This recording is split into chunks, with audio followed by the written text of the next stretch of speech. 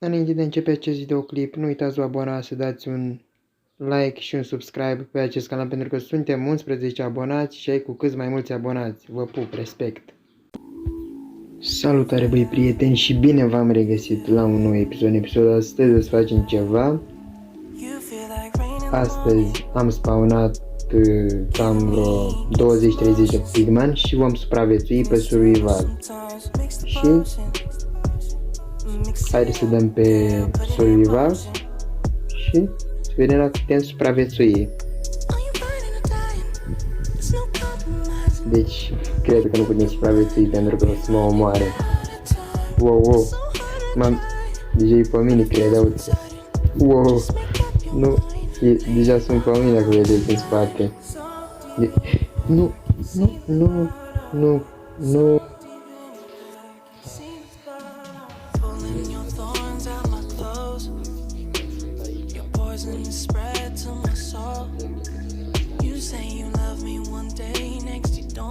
Deci încă mă aleargă, dar nu mă uit în spate pentru că pot să mă prindă în orice moment, pentru că sunt mulți.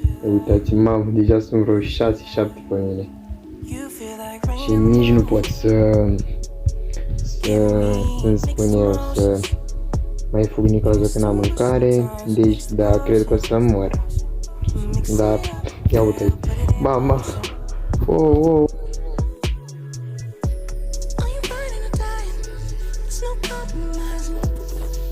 Sunt aici, îl dați seama. Dacă vă place conținutul meu pe YouTube, nu uitați să dați un like, să vă abonați. Eu vă respect și vreau să creștem sumă cât mai mare. Și la sume cât mai mare să facem și live-uri, poate o să progresăm. Deci n-ai cum cu ăștia. Deci cam atât a fost acest episod, scuze că a fost cam scurt, dar n-am știut alt gen de videoclip, dar ne vedem cu videoclipuri noi, ceau!